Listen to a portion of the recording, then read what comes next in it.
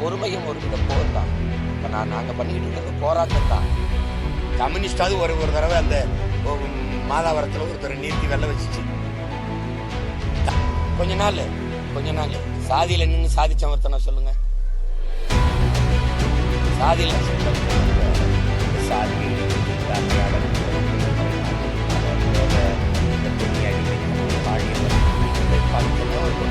இல்லாத ஒரு நாட்டை படைக்க அவரை அந்த படத்தை வச்சாலே அடிச்சு அப்படி இருக்கும்போது இவங்க பக்கத்துல காரணம் பேசுவாங்க.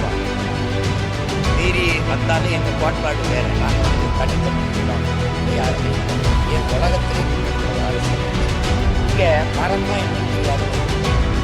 இவங்க ஒரு சமூகம் வாழணும்னா பண்ணாரு இருக்கணும், முடிதிருக்கிற மருத்துவர் இருக்கணும், உழவன் இருக்கணும், தச்சன் இருக்கணும், மீனவன் இருக்கணும். புரியுதா? இவனெல்லாம் இருந்துதாண்டா சமூகம். ஒத்தது அறிவார் உயிர் வாழ்வார், மற்றெல்லாம் செத்தார் உழைக்கப்படுங்கிறான். இவன் கொஞ்ச நாள் சாதியில நின்று சாதி சமர்த்தனை சொல்லுங்க. சாதியில நின்று சாதி சமர்த்தனை சொல்லுங்க. திருப்பி அந்த திராவிட கட்சிகள்கிட்ட போய் 2-3 சீட்டுக்கு நம்ம நிக்கிறத தவிர வேற என்ன இருக்கு? நமக்கு வலிமை என்ன இருக்கு? அதுதான். அதை மாறணும்னா, நீங்க மாத்தணும்னா எப்படி பண்ணுவீங்க? வட மாவட்டங்கள்ல படையாச்சி தெருவுக்குள்ள பறையர் வாக்கெட்டு போக முடியாது. பறையர் தெருவுக்குள்ள படையாச்சி போறதே இல்லை. இது எப்ப மாறுன்னு நினைக்கிறீங்க? மாத்திரமா இல்லையா? எங்களுக்கு ஒரு சவாலும் இல்லை. எங்க கோட்பாடு, எங்க பாதையில எந்த இடையூறும் இல்லை. எங்க தத்துவத்துக்கு, நாங்க முன்வைக்கிற அரசியலுக்கு இந்த நிலத்துல யாருமே இல்லை. ஏன் உலகத்திலே முன்னெடுக்கல ஒரு அரசியல் கட்சி. இங்க மரம்னா என்னன்னு தெரியாத ஒரு கூட்டம் இருக்கு. மரம்னாவே என்னன்னு தெரியல அவனுக்கு. மரத்தின் பயன் என்னன்னே தெரியல. மலைனா என்ன, கடல்னா என்ன, ஆறுனா என்ன, நீரின் அவசியம் என்ன, எதுவுமே தெரியாது அவனுக்கு. அவனுக்கிட்ட நாடு இருக்கு. உங்களுக்கு புரியுதா? அப்போ நாங்க வந்து புல்லு பூண்டு நாய் நரி ஆடு மாடு கோழி ஒத்தது அறிவார் உயிர் வாழ்வார் மற்றெல்லாம் செத்தாருள் வைக்கப்படுங்கிறான் என்னுடைய மூதாதை வள்ளுவ பெருமகனார். நீங்க இங்க அப்படி கிடையாது. இங்க பாருங்க, ஒரு சமூகம் வாழணும்னா வண்ணாறு இருக்கணும், குயவர் இருக்கணும், முடிதிருத்துற மருத்துவர் இருக்கணும், உழவன் இருக்கணும், தச்சன் இருக்கணும், மீனவன் இருக்கணும். புரியுதா? இவனெல்லாம் இருந்துதாண்டா சமூகம். ஒத்தது அறிவார் உயிர் வாழ்வார், மற்றெல்லாம் செத்தார் உழைக்கப்படுங்கிறான். இவன் எவனாவது இந்த திராவிட இந்திய கட்சி எண்ணில் இருக்கிற ஆதி தொல்குடி தமிழர்கள்ல ஒரு முடிதிருத்துற மருத்துவர் குலத்துக்கு சீட்டு கொடுத்துருக்கானா? யாராவது சொல்லு. இல்ல வண்ணாரு, இந்த வண்ணாருக்கு கொடுத்துருக்கானா? இல்ல தச்சருக்கு, இல்ல வேளாறு இருக்கிற இந்த குயவருக்கு கொடுத்துருக்கானா? யாராவது சொல்லுங்க. யாராவது சொல்லுங்க. கொடுத்துருக்கானா? ஒரு கட்சி தேடி கொடுத்து நிறுத்துதுன்னா இது தமிழனுடைய அரசியல், தமிழ் தேசியனத்திற்கு அரசியல். என் மக்கள் எல்லாம் மேல ஏறணும். இங்க ஆதி தமிழன் இருக்கான் பறைய, அவன் மேம்படாம ஒரு தேசியனம் மேம்படாது, ஒரு உரிமையும் பெறாது. என் கால்கள் வலுவா இருந்தாதான் என் உடம்புல எந்த பாகம் வலுவா இருந்தாலும் பயன் இருக்கும். அப்ப ஆதி தமிழ் குடி விடுதலை பெறாம எவனும் விடுதலை பெற முடியாது. அந்த பேர், அது விடுதலைன்னு பேர் இல்ல. இப்ப தேவேந்திரரை வந்து வெளியேற்றா பட்டியல் இருந்து நாங்க போராடுறது காரணம் என்ன? என் இனம் சார்ந்தவன், என் உடன் பிறந்தான் தாழ்ந்தவன் இருக்கிறது என் தன்மானை இழப்புன்னு நாங்க பாக்குறோம். ஏன்னா அந்த இடத்துல அவன் தாழ்ந்தவன் நீ சொன்னீங்கன்னா அங்க என் இனம் தாழுது, என் தமிழ் தாழுது, என் தமிழ் குடி தாழுது. அது என் தன்மானத்துக்கு இழுப்பு. தூக்குடா என்னடா நான் வச்சு தாழ்த்தப்பட்டவன் தூக்குடா. தமிழன் எவனுமே தாழ்த்தப்பட்டவன் இல்லைங்கிறதா எங்க நிலைப்பாடு. ஏன்னா தமிழன் பெருமைக்குரியவன். காரணம், தமிழ் பெருங்குடியில் பிறந்ததுனாலே அவன் பெருமைக்குரியவங்கிறான் என் தாத்தை புரட்சி பாவலர் பாவேந்தேன். அப்ப நான் பெருமைக்குரியவன். எனக்கு என்ன எஸ்சியில வச்சு சலுகை கொடுக்குற? உரிமை குடுறா. எஸ்சியில வச்சு என்னடா கொடுப்ப? ஏழாடா, ஏழை பிசியில விடால் எம்பிசியில வச்சு குடுறா, எனக்கு தனியா வச்சு குடுறா. என்ன நீ என்னை தாழ்த்தப்பட்டவன் சொல்ல நீ யாரு? அப்ப நீ அப்படி ஒரு இது வருது இல்ல. அந்த கோட்பாடை கொண்டு வரணும்னா நீங்க இந்த இடத்துல தனித்த தத்துவத்தை வச்சுதான் நிக்கணும். இவன் எவனோடும் கூட்டணி சேர முடியாது, இவன் தரமாட்டான், செய்ய மாட்டான். ஜெயலலிதாவாவது தாழ்த்தப்பட்ட ஒரு அருந்ததியரை குறித்து சபாநாயகராவது ஆக்குச்சு, அந்த அம்மாவாவது ஆக்குச்சு. இவன் இந்த திராவிட கட்சி திமுக தான் பண்ணிருக்கா? பொது தொகுதியில ஒரு தாழ்த்தப்பட்ட மகனை நிறுத்தி திமுக வெல்ல வைக்குமா? வென்றுக்கா? இல்ல எங்க அண்ணன் திருமாவளவனே நீங்க பொது தொகுதியில் நில்லுங்க, நம்ம வேலை செஞ்சு வெல்லுவோம் அப்படின்னு ஏதாவது சொல்லுமா? அந்த திமுக சொல்லுங்க. கம்யூனிஸ்டாவது ஒரு தடவை அந்த மாதாவரத்துல ஒருத்தரை நிறுத்தி வெல்ல வச்சுச்சு. தலித்து எழில்மலையை கொண்டு திருச்சியில நிறுத்தி ஜெயலலிதா அம்மா வெள்ள வைக்கிறாங்க. திமுக என்ன பண்ணிச்சு தெரியுமா? எங்க அண்ணன் பெரம்பலூர்ல இருந்தாப்புல ராசா வெறும் பறையர் ரோட்ல தான் வென்றாரு. அவரு எல்லாரும் போட்டு தானே வென்றாரு. அப்ப என்ன பண்ணிருக்கோம்? பொது தொகுதியா மாறும்போது ராஜா நீ அங்கேயே நில்லுன்னு சொல்லியிருக்கணும்ல. எல்லாரும் போட்டு தானே வென்றாரு. எதுக்கு நீலகிரியை கூட்டிட்டு போன? ஏன்னா நாங்க எங்க அண்ணனை தமிழனா பாப்போம், நீ தாழ்த்தப்பட்டவனா பாக்குற. இப்ப சிக்கல் புரியுதா? அதனாலதான் இந்த நிலையை நாங்க மாத்தணும்னு நினைக்கிறோம். அப்ப இவங்களோடலாம் சேர்ந்து இந்த வேலையை செய்ய முடியாது. தனிச்சு நின்னாதான் செய்ய முடியும். இப்ப பாருங்க, இந்த தேர்தலையும் நான் எல்லாருக்கும் இடம் கொடுத்துருக்கோம். நீங்க போடுங்க, போடாம போங்க. எங்க கிட்ட சாதி பார்த்துட்டீங்கன்னா என் தத்துவம் செத்து போயிடும். மதம் பார்த்துட்டீங்கன்னா போயிடும். நான் முன்வைக்கிற அரசியலை தான் நீங்க பார்க்கணும். நாங்க எடுத்து வைக்கிற கருத்தை தான் பார்க்கணும். அதை தான் பார்க்கணும். அதை விட்டு இவர் என்ன ஆளுக, இவர் என்ன மதம், என்ன சாதி, இதெல்லாம் பார்த்தா அதுலதான் இந்த நாடு நாசமாய் போய் கிடக்கு.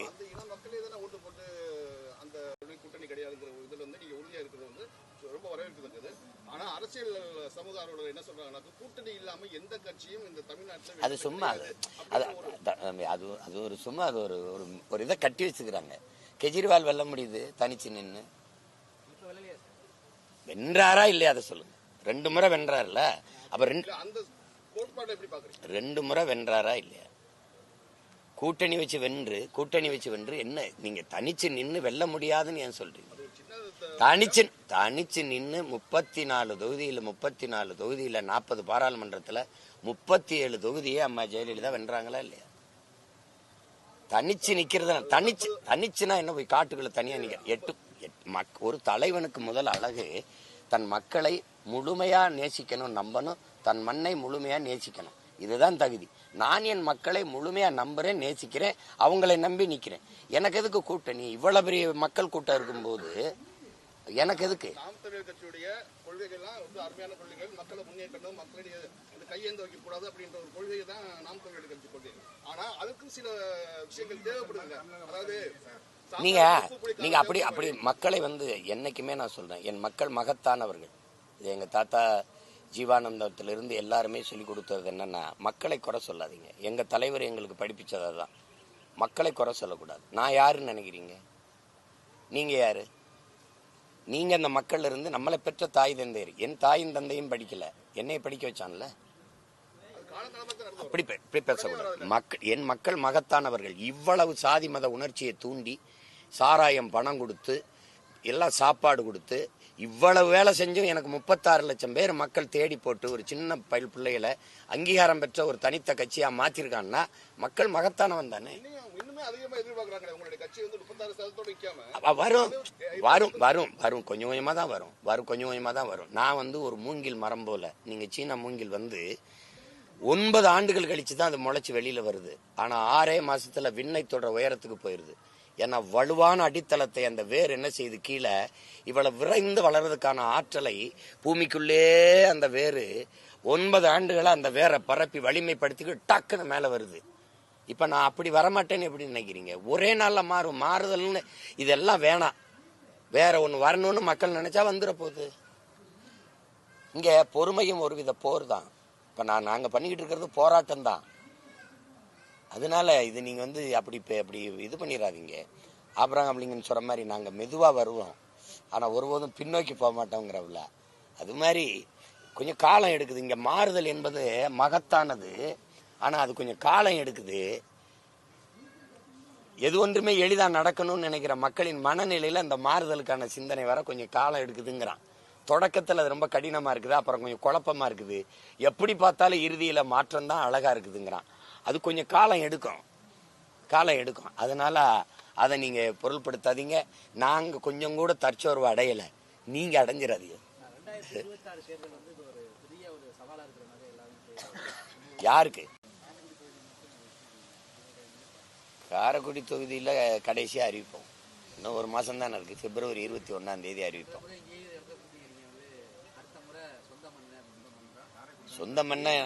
சொந்த மண்ண காரைக்குடி மட்டும் இல்ல, எனக்கு தமிழ்நாடே என் சொந்த மண்ணு தான். இல்ல எனக்கு வந்து நான் ஒரு ஊருக்காரன் இல்லையே. நான் உலகத்துக்கானவன், அது இந்த தமிழ்நாட்டுக்கானவன். எனக்கு நீங்க வந்து இந்த இந்த ஒரு வட்டத்துக்குள்ள எங்க தாத்தா தெய்வ திருமகன் சொன்ன மாதிரி தான். நான் கடல் என்னைய குட்டையாக்க முடியாது. நீங்க ஒரு குளமாவோ கண்மாயாவோ ஆக்க முடியாது. நீங்க எதிர்பார்க்கிறீங்களா? இல்ல இல்ல, அறிவிப்புங்கிறது பிப்ரவரி 21 தான் எல்லா மொத்த வேட்பாளர் வாக்கு வங்கி. ஆமா, சொந்த ஊர்ல ஒரு தாய் பாசம் இருக்கும்ல நம்ம பிள்ளைன்னு. எல்லாத்துக்கும் அவசரப்படுறீங்க நீங்க. அது காமிப்போம். 21 அறிவிப்போம். 21 பிப்ரவரி 21 திருச்சியில் மாநாடு இருக்கு. அதில் எல்லா வேட்பாளரையும் அறிவிப்போம். இப்போ நாங்கள் வந்து 100-150 வேட்பாளர்கிட்ட தான் அறிவிச்சிருக்கோம். இன்னும் மிச்ச வேட்பாளர்கள்லாம் தேர்வு பண்ணி வச்சிருக்கோம். அப்போ மொத்தமாக அறிவிப்போம். இல்லை, அது எங்கள் கோட்பாட்டில் இல்லை. இப்போ எனக்கு வந்து இப்போ உங்களுக்கு வந்து நான் ஒரு கட்சியோட இணைந்து வேலை செய்யணும், ஒரு கூட்டணி வைக்கணும்னா தனித்து ஒரு கட்சி தேவையில்லை. என்னோட தத்துவம் தனியாக இருக்குது. இப்போ எனக்கு வந்து எங்களுக்கு வந்து தலைவர் வந்து யாருன்னு உங்களுக்கு தெரியுது. அவரை இவங்க அந்த படத்தை வச்சாலே அடிச்சு விட்டுருவான். அப்படி இருக்கும்போது இவங்க என் பக்கத்தில் உட்காரவோ பேசவோ பயப்படுவாங்க. மீறி வந்தாலும் எங்கள் கோட்பாடு வேற. நாங்கள் வந்து தனித்தமிழ் ஈழம், அது தவிர எங்களுக்கு வேற தீர்வு இல்லைம்போம். எங்களுக்கு ஒரே கொள்கை மொழி தமிழ் தான்போம். பயிற்று மொழி தமிழ், ஆங்கில கட்டாய பாடமொழி, உலகத்தின் எல்லா மொழிகளும் எங்கள் விருப்ப மொழி, விரும்பினால் கற்போம்போம். இதை ஏற்கனவுங்க. ஆடு மாடு வளர்த்தல், வேளாண்மை செய்தல், பட்டுப்பூச்சி வளர்த்தல், நாட்டுக்கோழி வளர்த்தல், இதெல்லாம் அரசு பணின்னு நான் மாற்றுவேன்பேன். இவங்க சிரிப்பாங்க, ஐயோ ஆடு மாடு மேய்க்க சொல்கிறாங்க அப்படின்னு. ஆனால் வீட்டில் போய் நல்லா பால் சாப்பிடுவாங்க, கறி திம்பாங்க, அது வேற. என்னடா லெக் பீஸ்லாம் சாப்பிடுவாங்க. பைத்தியக்கார கூட்டம்.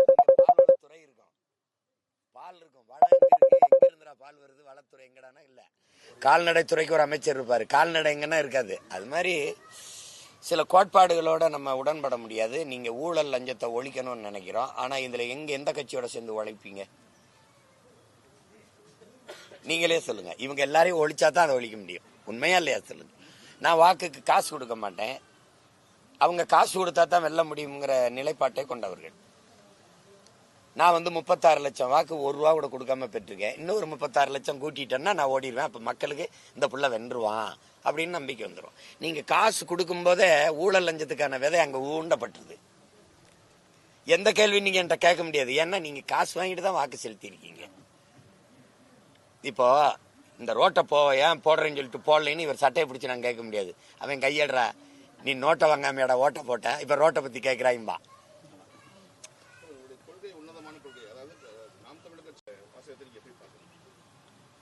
அது தெரியல. அது ஆட்சியில பங்கு அப்படிங்கிறது அது அவர் தம்பி ஒரு கொள்கையா வச்சிருக்கிறாப்புல. இங்கேயும் நிறைய கட்சிகள் ஆட்சியில பங்குங்கிறது கோரிக்கையா வைக்கிறாங்க. அதனால அந்த அதை கொடுக்கலான்னு நினைக்கிறாங்க. இப்போ என்னன்னா, மத்தியில் வந்து ஆளுகிற கட்சியெல்லாம் ஆட்சியில் பங்கு கொடுக்கத்தானே செய்யுது. காங்கிரஸ் இருக்கும்போதோ பாரதிய ஜனதா இருக்கும்போது இப்போவே பாருங்க, நிறைய கட்சிகள் வந்து ஆட்சியில் பங்கு எடுத்திருக்குது, கூட்டணி ஆட்சி. அது மாதிரி முறையே இந்த மாநிலத்தில் கேட்குறாங்க. அது தவறு ஒன்றும் இல்லை. அது ஆட்சியில் பங்கு கொடுப்போம் அப்படிங்கிறது தம்பியுடைய பெருந்தன்மையை காட்டுது. அது வரவேற்கத்தக்கது தான்.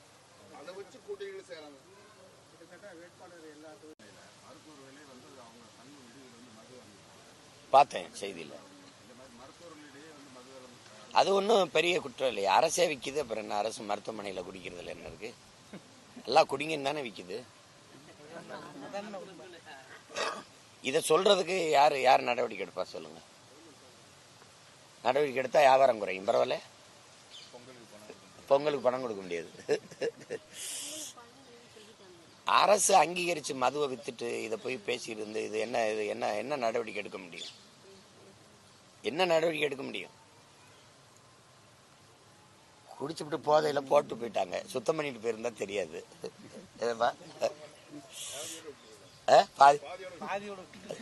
யாராவது வந்து குடிச்சுக்கிட்டு சொன்னாங்க. ஒரு கொடை அவனுக்காக சிகிச்சைக்காக போறாங்க, இல்லைன்னா அதுவும் தெரிஞ்சிருக்காது. அதுவும் தெரிஞ்சிருக்காது. கீழே விழுந்ததுனால ஆஸ்பத்திரி போகும்போது அங்க போகும்போது இப்படி கிடந்திருக்கு எல்லாமே.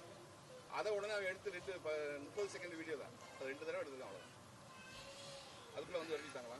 விடுங்க. சரி, அறநிலைத்துறை அமைச்சர் வந்து சேகர் பாபு வந்து ஆலயங்கள்ல அன்னைக்கு கூட ஒரு பார்த்தேன் கன்னியாகுமரி. அது ஒரு பதவி திமிரு தான், அதிகார திமிரு. யார் நம்மளை கேட்கறதுன்ட்டு யார் கேட்கறது? அவரு ஆட்சியில் இருக்கிற தலைமைக்கு ரொம்ப நெருக்கமாக இருக்காரு. அவரை ஒன்றும் பண்ண முடியாது. என்னங்கய்யா, என்ன நடவடிக்கை எடுப்பாங்க? அதனால என்ன நடவடிக்கை எடுக்க போறாங்க சொல்லுங்க? அது ஒன்றும் பண்ண முடியாது. அது அதிகார திமிரில் பேசுறதுக்கு நம்ம ஒன்றும் பண்ண முடியாது. உங்களுக்கு கோபம் வருதா இப்படி சொல்றதுனால? வருதுன்னா மாற்றி போடுங்க வாக்க. அவங்களுக்கு போடாம இருங்க. எனக்கிட்ட கேள்வி கேட்டுக்கிட்டு இருந்தேன். வேற ஏதாவது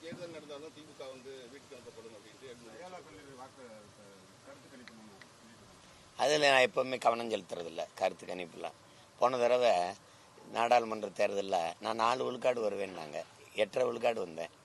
நான் போய் வழக்கா போட்டு நிற்க முடியும்? அதெல்லாம் எனக்கு எப்போ உடன்பாடு இல்லை. கருத்துங்கிறது எடுக்கிறாங்கல்ல அவங்க கருத்து, அது புரியுதா? எந்த கருத்துக்கும் வாக்கு இல்லையா ஐயா, காசுக்கு தான் வாக்கு. காந்தி இங்கே எந்த தலைவனுக்கும் ஓட்டு கிடையாது, உங்களுக்கு தெரியுதுன்னு நினைக்கிறேன். எங்களுக்கு போட்டால் தான் காசு இல்லாத வாக்கு. மற்ற எல்லாம் 500 1000. அந்த நான் தான் சொன்னேன்ல, இங்கே மதிப்புமிக்க ஒரே தலைவர் காந்தி தான், அவருக்கு தான் ஓட்டு.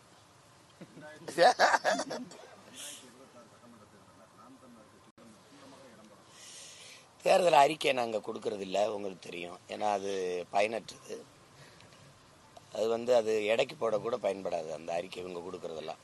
நான் ஆட்சி எப்படி நடத்துவோம் அப்படின்னு ஒரு செயல்பாட்டு வரைவு அப்படி தான் கொடுத்தோம். இந்த முறையும் கொடுப்போம். அதில் 1-2 சிக்கல் இல்லை. எங்களுக்கு முதன்மையானது 100 முதன்மையான திட்டம். அது நாங்கள் சொல்லும்போது நீங்கள் அதை வெளியிடுவேன், நீங்கள் இப்போ பாருங்கள். அதில் வேற ஒரு நாடை படைக்கணுங்கிற கனவு எனக்கு இருக்குது. நீங்கள் ஊழல் லஞ்சமற்ற பசி பஞ்சமற்ற இந்த சாதிய இழிவு தீண்டாமை அடக்குமுறை ஒடுக்குமுறை மத போதை இந்த பெண்ணி அடிமைத்தனம் பாலியல் வன்கொடுமை இந்த மாதிரி பார்த்தேன்னா ஒரு கொடுமை இதெல்லாம் இல்லாத ஒரு புதிய ஒரு நாட்டை படைக்கணும்னு நான் நினைக்கிறேன். இது முடியுமான்னு கேட்டிங்கன்னா முடியும்னு எங்கள் அண்ணன் நிரூபிச்சாப்புல.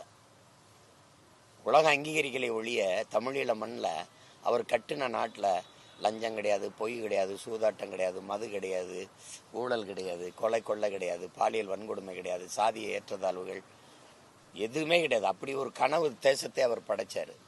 அந்த கனவு இப்போ எங்ககிட்ட இருக்கு. அதை நிறைவேற்றணும்னு நினைக்கிறேன்.